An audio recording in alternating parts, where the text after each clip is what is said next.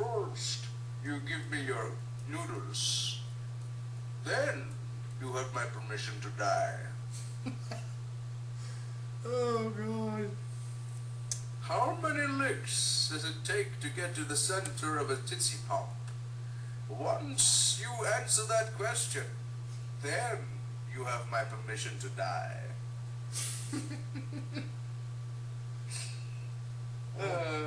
Scissors, paper, rock.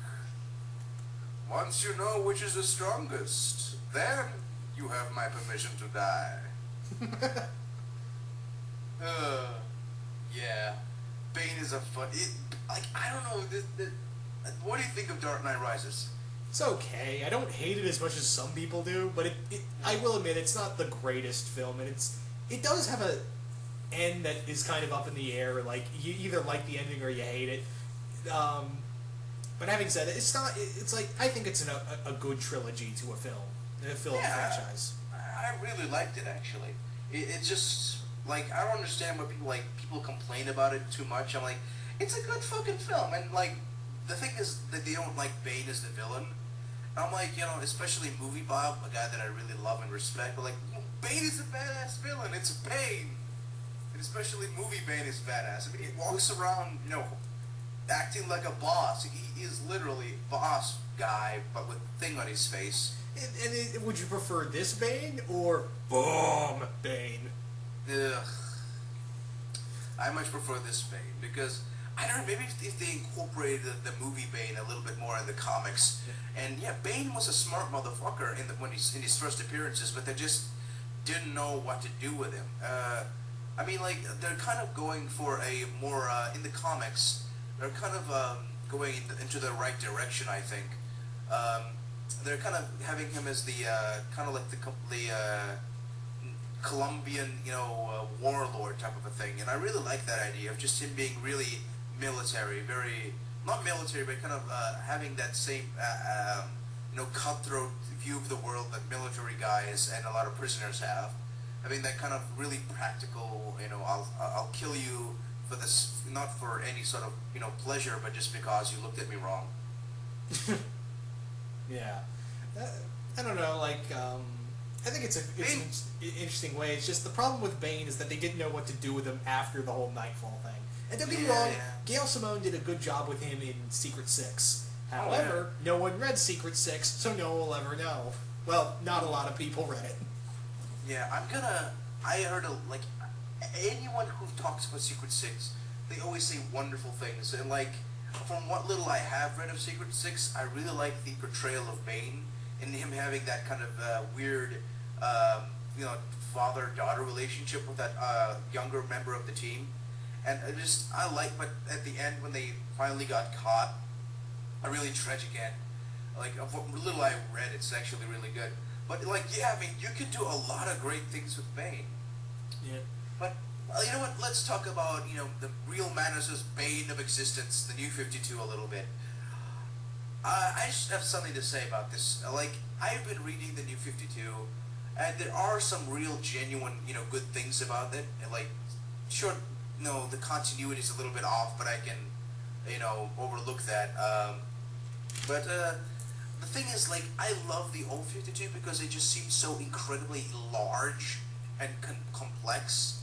And I know that was one of the reasons why people didn't like it, but I just love all the minor characters, not the main, big characters, but, you could find, a book with, I don't know, Etta Candy or something.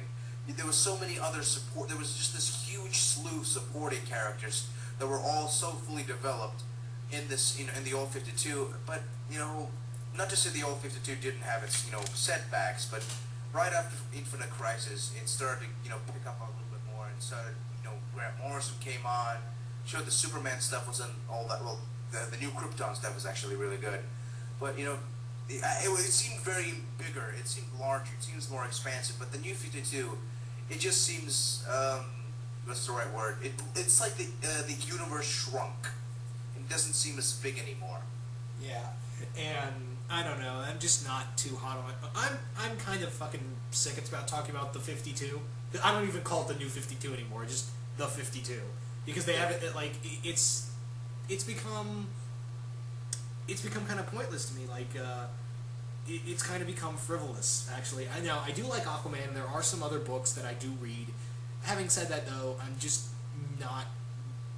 I'm not really invested as it, and it sucks too because I do consider myself a DC fan. I'm more of a Marvel, but I do pride myself on being a DC fan as well because there are heroes that I love in that universe. But I don't know. I just don't like some of the direction they go to in here, and I don't know. I don't want to be just the whole generic. Oh, I just don't like it because it got rebooted. No, they just didn't know how to handle it, and you can clearly see it sometimes. So. Yeah. The thing is, I'm a die-hard DC boy, but the thing is, like, I know DC is not doing real hot right now, but I'm sure it's gonna get back on track eventually. But I'm still reading the stuff. There are some genuinely good stuff in it. But Marvel has been putting out just excellent book after excellent book. I mean, Marvel now has just been a smashing success. I've been buying entire runs of Marvel stuff because it's just. They just got their, all their engines are working perfectly because they're just like pushing it all out. They're excellent work, different creators. It's just like if you're tired of DC and the lack of variety there, please go and check out Marvel. Marvel is great. I mean, they're just some of the fucking books they come up with is just great. They're really kind of embracing the kind of indie kind of almost punk, LSD type of comics that I really like. It's just really great. Any favorite books from Marvel? Well, in the Indestructible Hulk,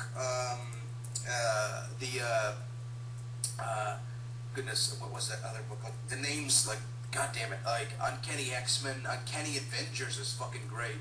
Yeah. What else? What I love is that Rick Remender is embracing the complete stupid and making it awesome. I know. That man is a fucking...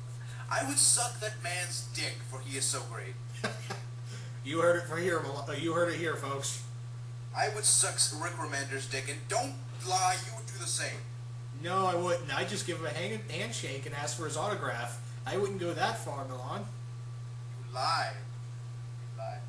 I'd only the only man I'd ever go down on is John Barrowman, and you know it. That's true. Yeah. Anyway, yeah. Blowjobs. Shut up. Moving on.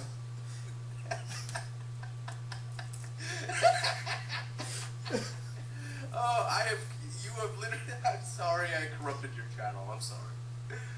All those people watching that are not watching anymore, who happen to, I'm sorry, all of you. This is Milan. This is take it all in. Yeah. Breathe in the effulgence that is Milan. Yeah. So, getting back on Marvel now, what do you think of Thor? Because it's kind of unanimous that that Jason Aaron's Thor is one of the best books.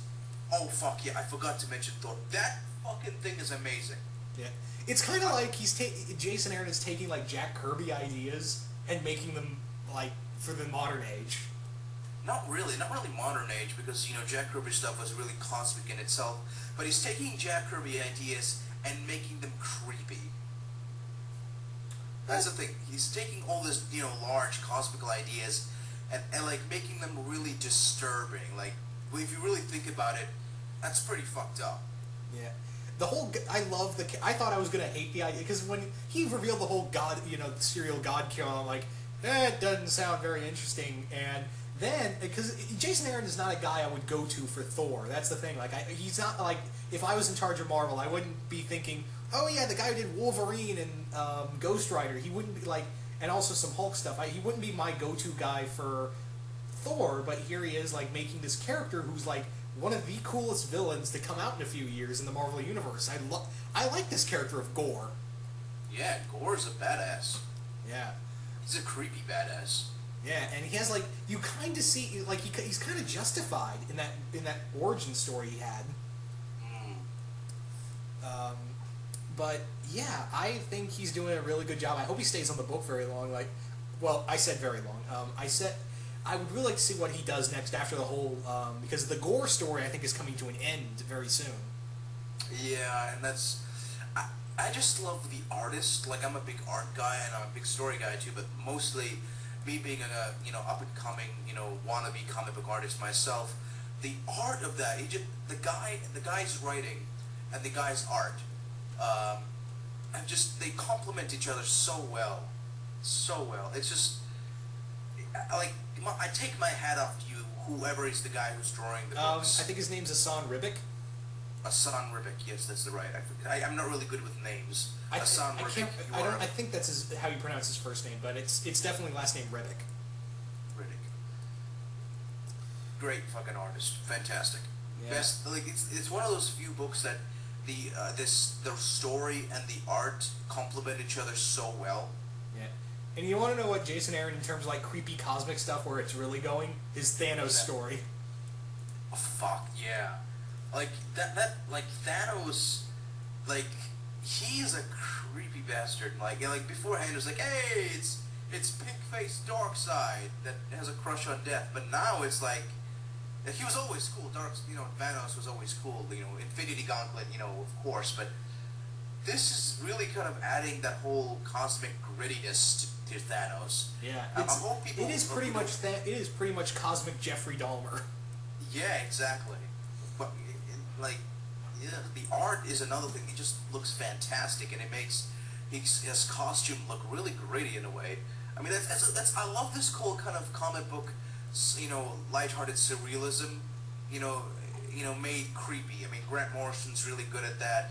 All these Marvel guys are really starting to catch on the bandwagon of making these, cosmic, lighthearted ideas look creepy if you really think about them.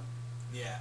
And, if you want to look at other companies that are actually booming, that are actually, you would never have thought them to be, high on the sales charts, Image. Yeah, Image is fucking badass. I mean... It's like after they kicked out, after Liefeld went to write for DC, it's like they changed the... I had this funny scene in my head of after Rob Liefeld left to work on some DC books before he announced this semi-retirement or whatever the fuck he calls it, where they the moment he's gone, they change the locks at Image. Yeah, Rob Liefeld is gone. We can stop sucking. And there's this woman pops her head out of the desk. Really? Not you. Oh man, fucking some of the books, Prophet, Glory, fucking Hell Yeah, Holy is Hell Yeah, yeah, Hell Yeah is with them. Oh my god, so fucking just fucking aces titles. They finally took the promise of we're gonna get real indie artwork, real indie storytelling, real indie, and they finally did. They finally stopped sucking. I mean, thank you, Image. I can now sacrifice a goat at your altar. Thank you. Yeah. You have stopped sucking. Prophet, the fucking Prophet is such a great fucking book. I got the first trade for Steel, and it's so fucking good. Glory. Fucking Glory. And that's sad too, because it just ended a month ago, I think. I know. It's it ended and it's so sad. I mean, the real Manos knows what I'm fucking talking about. Glory is what can you say? It's glory. It's amazing. Yeah. The other stuff like other companies that I thought were completely gone was you ever heard of Valiant? Yeah, I know. Valiant's back with a vengeance.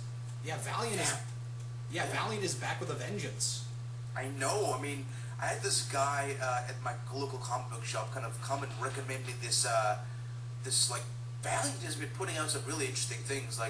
This guy came up to me and said, oh, there's this school of psychics, and there's all these different various characters. There's this fat girl who likes comic books and she can fly, and she's part of this school for psychics and stuff, and all this wonderful team. And he's just he's just really engaged by this and really passionate about Valiant. And Valiant just it makes me want to pick it up, because Valiant has been putting out some really interesting things. I really want to start reading Archer and Strongman. Archer and Armstrong. Armstrong, yes. Is it just me, or is every young man with short blonde hair looks like 50 Cent? I mean, not 50 Cent. Eminem. Is it just like every guy with short blonde hair looks like Eminem?